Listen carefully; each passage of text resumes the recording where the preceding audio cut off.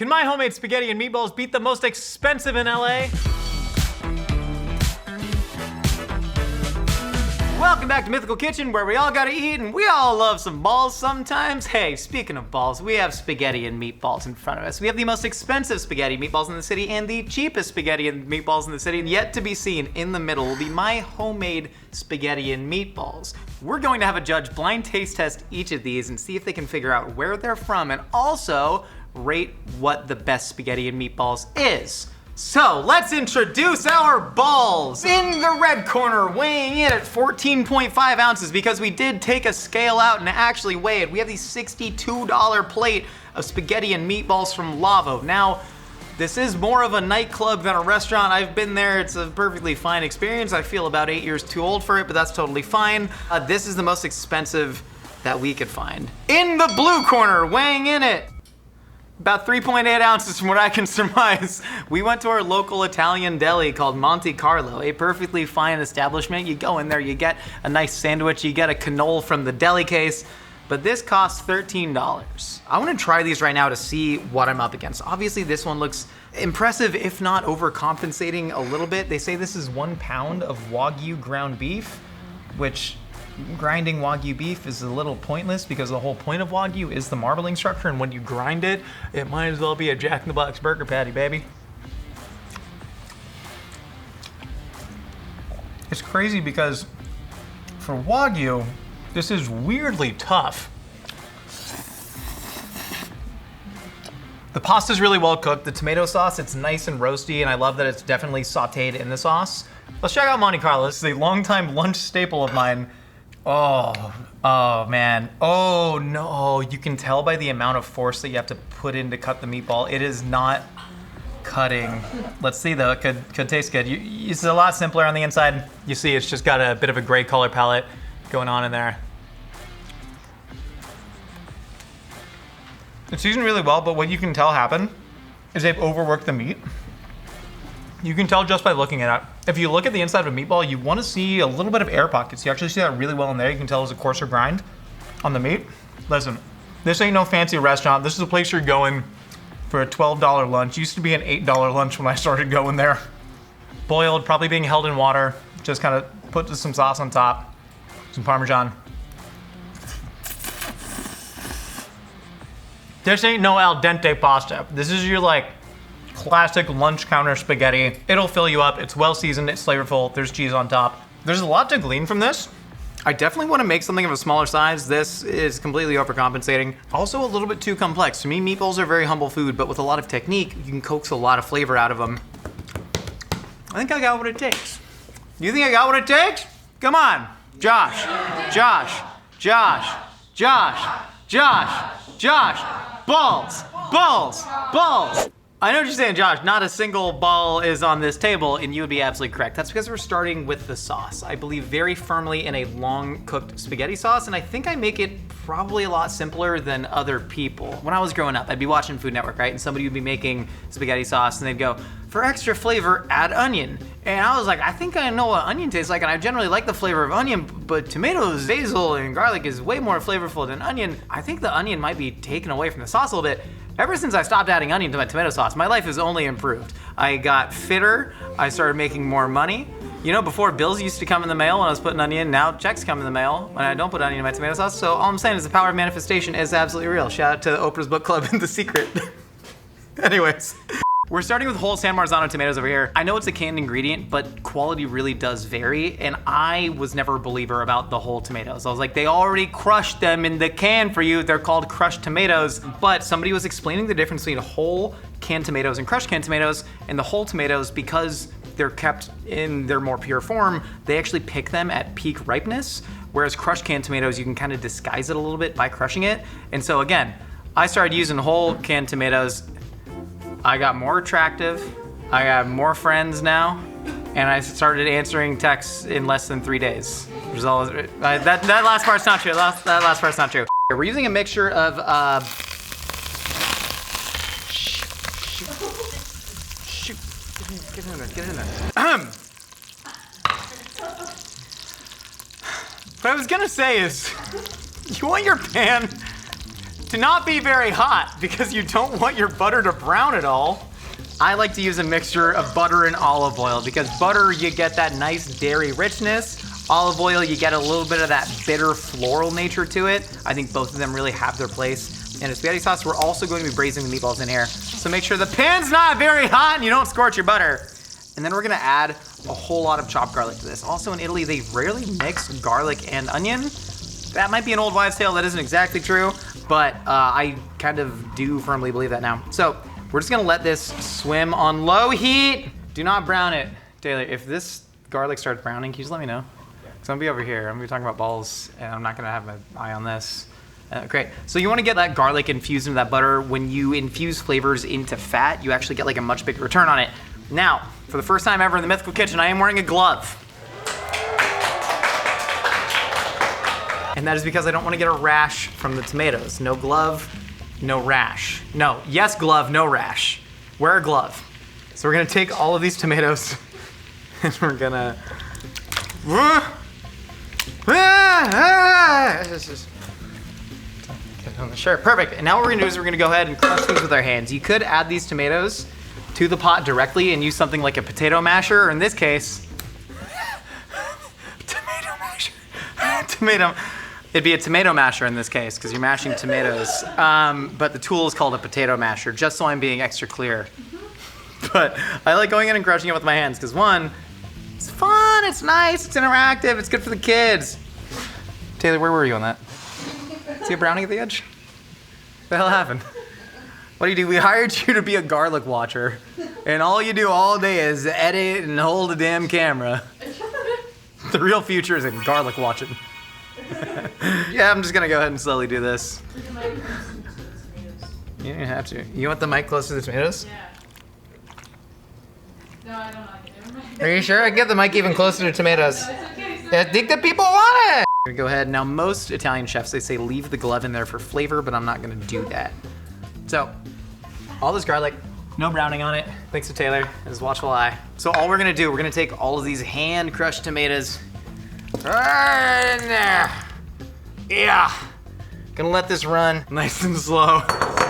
And then we're gonna season it with a little bit of salt. And then what I'm gonna do, basil. You could shift, wait, basil, what is it? Nobody knows. The thing that I like to do, I think a lot of the flavor actually comes from the stem. I'm gonna hack off just a big ol' stemmy bouquet.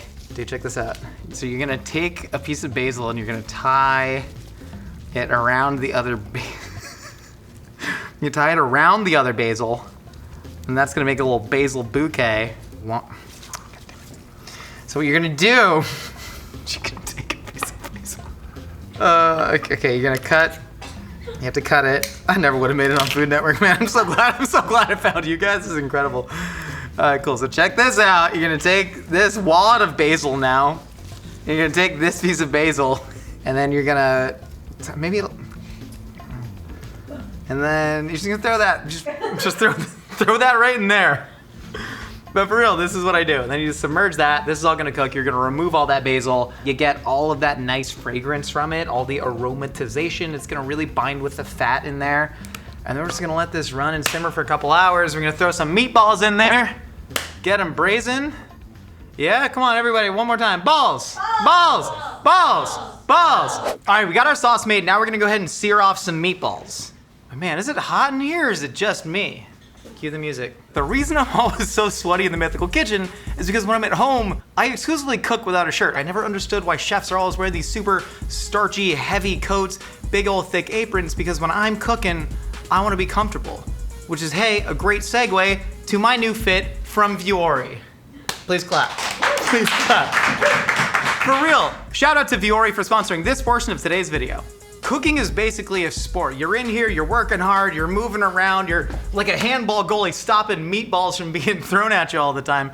We work in a very different kitchen environment, but why wouldn't you want to wear the most comfortable clothing that you can? And there is no more comfortable clothing than Vuori. You can see how soft and light this shirt is. Zoom in really close, you can absolutely see it. I'm wearing the new Stratotech Mushroom Heather tee right here, and I'm wearing the Charcoal Heather Performance joggers, and they really get my need for both versatility and mobility. Their clothes are actually built for life, and for me, my life is mostly searing meatballs. The fabric is so ridiculously soft and breathable. I feel like I'm wearing nothing at all. Nothing at all. Nothing at all. People who get the reference will get it. And for those of you who don't, just be chill. It's a soft and breathable shirt, you get it. But for real, you can go from a workout to the rest of your day. And truly, I start every single day with a workout. You can just exit the gym straight into searing off your meatballs. Their designs are inspired by the effortless cool of coastal California. And I think I'm probably the most effortlessly cool guy you know. And if you've been wanting pieces that actually keep up with your life, go online now, browse their bestsellers, and you'll understand why they have become my absolute go-to for cooking in the kitchen. Big thank you to Viore for both making me look cool and for sponsoring that portion of today's video. So now we've done an episode of Myth Munchers about meatballs, and it changed my life. And there's one thing specifically, I used to add breadcrumbs to my meatballs with the eggs, thinking that the breadcrumbs would soak up all the fat, and they kind of do. But if you want the tenderest balls on the planet, which you absolutely do, you gotta make what's called a panade, or panade as we call it in the Mythical kitchen. Now what panade is it is a paste made from bread that has been soaked in milk. Shout out to the Boxcar Children series where they ate a lot of bread soaked in milk after swimming in their jeans. Everybody read the Boxcar series growing up? Yeah. Boom, Boxcar Children. There's orphan kids, man, out there all scared on their own, but they made it work. Why? Because they had family. They had each other, just like Vin Diesel. Go orphans! But for real, the panade absolutely changed my life. Once I stopped using breadcrumbs and started using a panade, my skin got clear, interpersonal relationships started blooming, self-esteem at an all-time high, still about a 2 out of 10, but that's an all-time high, and that's pretty big. So once you soak the bread in the milk, you're gonna take it, and you're just gonna start ripping it up, mashing it with your hands. You don't need to take the crust out. All right, fantastic. We've made our panade. Wow, isn't she gorgeous? Look at her, she's running. We're gonna go ahead and we're gonna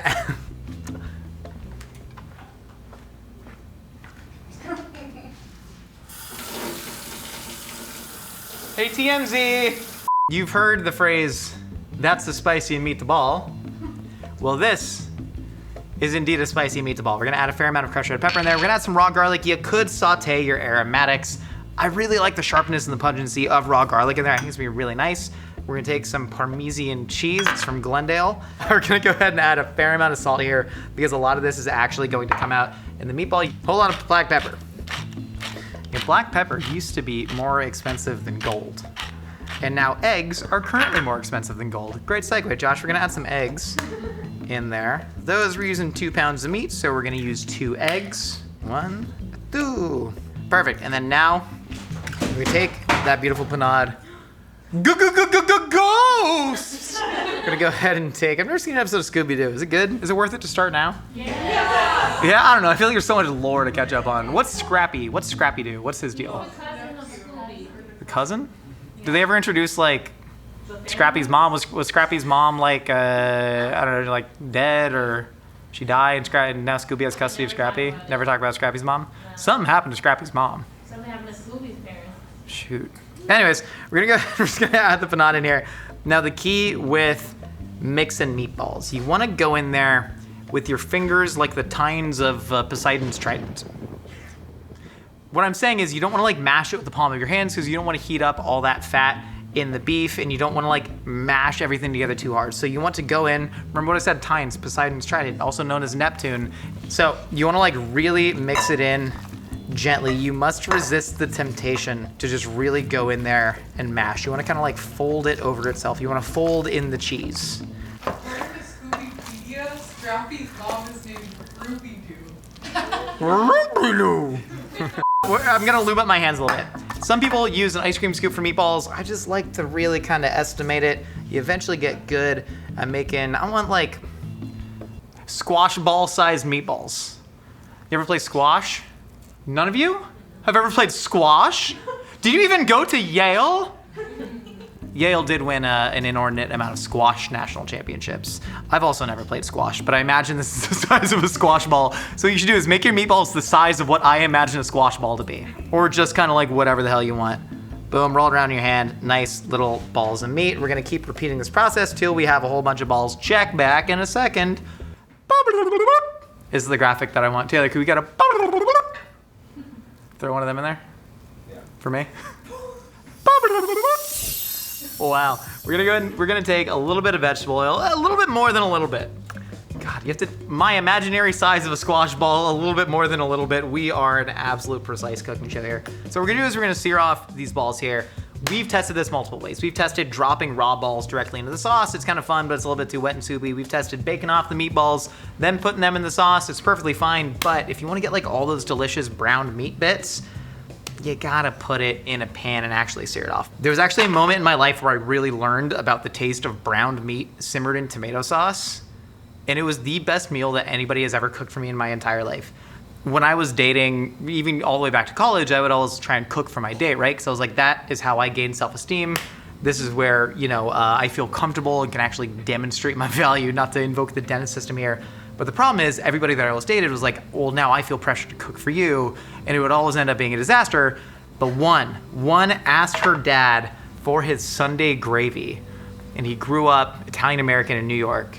And she went and bought like lamb neck bones and oxtail. And I just remember this giant like 10-gallon vat of sauce.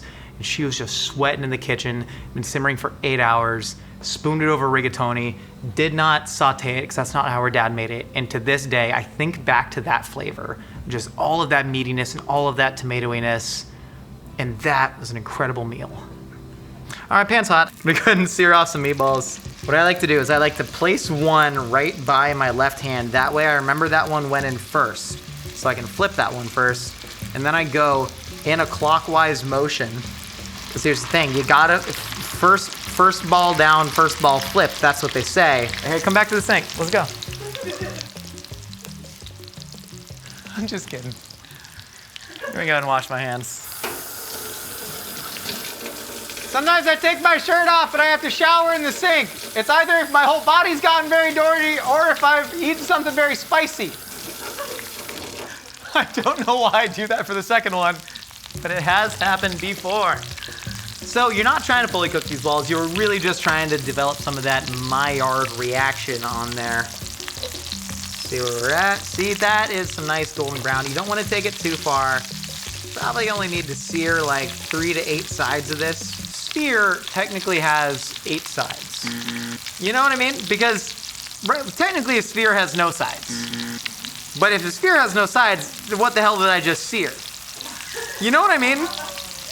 Like for real, because the idea is, if you want to make perfectly seared, perfectly spherical meatballs, the way to do it is to drop them immediately in a deep fryer. But also, like, I would never advocate for you to just fire up a deep fryer, which I know is a crazy thing for me to say because that's almost all I've advocated you to do for 6 years at this point.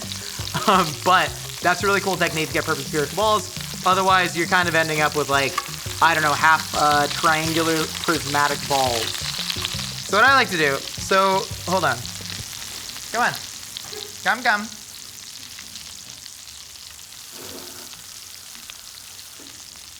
You want to be very careful doing this. I'm a professional like Siegfried and Roy and the Tigers. Nothing bad ever happened to them because the Tigers love them. And so what we're going to do, there's a lot of browned meat bits at the bottom here and a lot of good beef fat. You could just take these and put them directly into the sauce right now. We'll show you the sauce. We've been keeping it covered up for a long time. There's the sauce. But what I like to do is put some water in there and then stir it up a little bit. This is called deglazing a pan effectively. You could use wine, whatever, but water's just fine. Because I want to get all of those little brown meat bits off the bottom. There is some fat in here. Adding water to boiling fat is generally bad. But you know what I say to that? Get her done! Sorry, I had the Blue Collar Comedy Tour on DVD when I was a kid. And it was a big influence to me. So we got the brown bits off the bottom. Now we're just going to go ahead, take the balls, put them in the sauce. Now, the balls are going to be cooked in probably about 15 minutes. However, the longer you let it run, the more of that brown meat flavor is going to get into that sauce, and the more that flavor of the sauce is going to get into the meatballs. I think the longest I'd probably cook this is probably 3 hours. The shortest I'd probably cook this is about an hour. You can stop looking at me now, please. Are they back? Yeah. They're back on the YouTube? Yeah. All right, what if I just start hosting this like I'm a 75-year-old who hasn't heard of YouTube before? What channel is the YouTube's on? So we're gonna take the last of the balls and scoop it in there.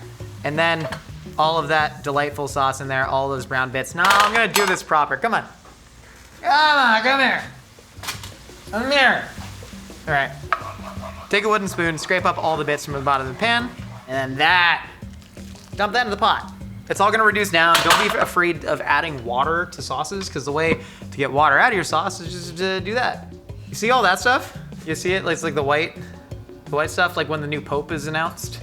The white stuff rising in the pan, that's just water leaving the system. But you know what that isn't, is flavor. So when the Pope selected the smoke is actually unflavored because it's illegal to sell the flavors in California now.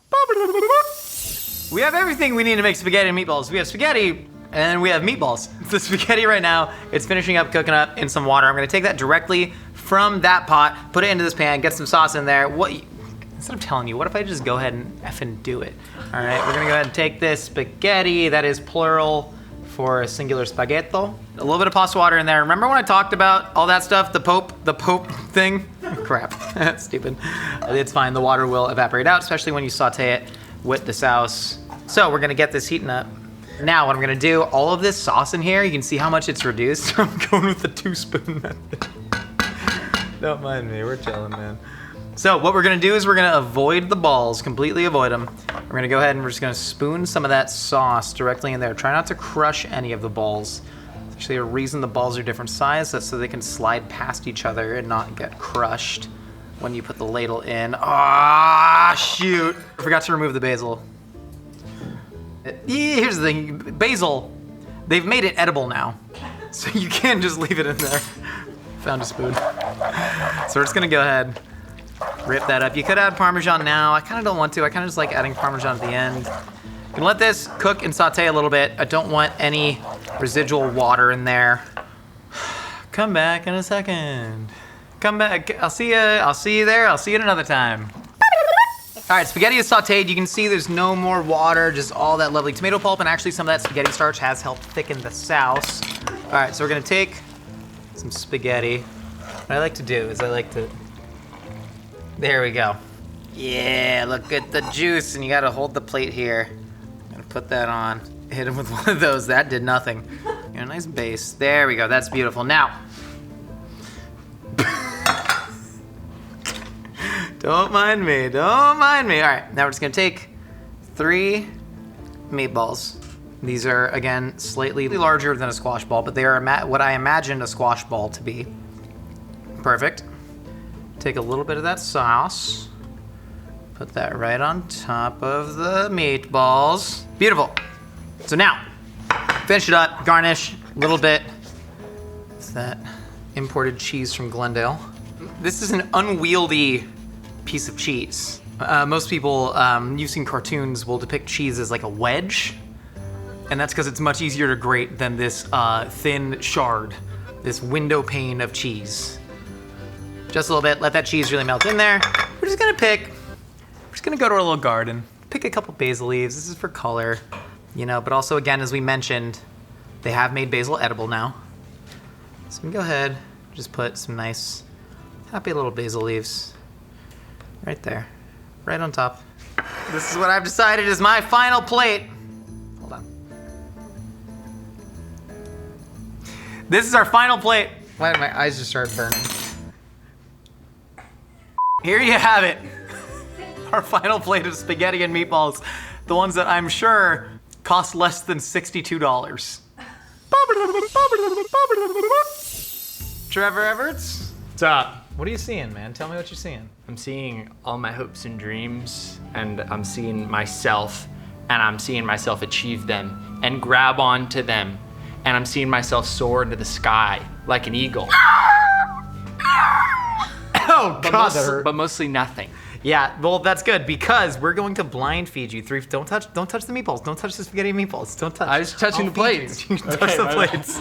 We have 3 spaghetti meatball dishes here. One of them was made by moi. That's French for me. Mm-hmm. Then one of them is the most expensive. One of them is the cheapest in the city. You want to eat some balls? Yeah, I'd love to. Let's eat some balls. I'd love to. You gonna go noodle first? Yeah, I'll go noodle All right, first. first, hold on. I'm doing a little I need swirl. I need a little It's a little big. It's a little big. Okay, coming in. Watch the tines of the fork. No problem. He likes it. Ball? Ball coming in. Hold on, let me wipe the ball in the sauce. Ball's coming in. There you go. Interesting. Are you enjoying that off the bat? I am, and you know what? The noodles were just okay to me, but I feel like the meatball is outshining the noodles on that one. Okay, you want another? We're just going, no, we're going noodles first on this next one. We can go to, I don't know, we can go ball first. You wanna go ball first? Yeah, I'll go ball Someone's first. gotta go ball first, you know? Okay, ball's coming in. Uh-oh, that might have been Harold's spot you before. Okay, just get it in there. Vastly different ball. In a good way or a bad way? Not in a good or bad. I think it's different. It's almost like a little bit sweeter. Okay, noodle. I know. I gotta keep the fork straight because I eat some too. You're also eating. I see. I'm hungry. Okay, yeah. Even though my last words to you were, I'm kind of full. I'm sorry. I did a bad job on that one. I don't know why I'm trying to turn my face towards the camera. Okay. All right. Wow. That was a lot of slurping. I didn't even eat anything. I don't think that needed to be slurped that much. No, I think you're right. Okay, I'm ready for What are your thoughts on those? I think I like the meatball maybe a little bit less, but I think the noodles and sauce by itself I like better. So I don't know. I'm so conflicted. I'm a big meatball fan. Yeah. I'm very critical of meatballs. I see that already off the Yeah. bat. You have your serious Trevor stance right now. Yeah, you know, this is my meatball stance. All right, do you want noodle or ball of the last one first? Give me noodle. Okay, good, because I already had it loaded on the fork. That's awesome. I know, right? Preempting your needs. Mmm. You want the ball? Yeah. All right, ball's coming in.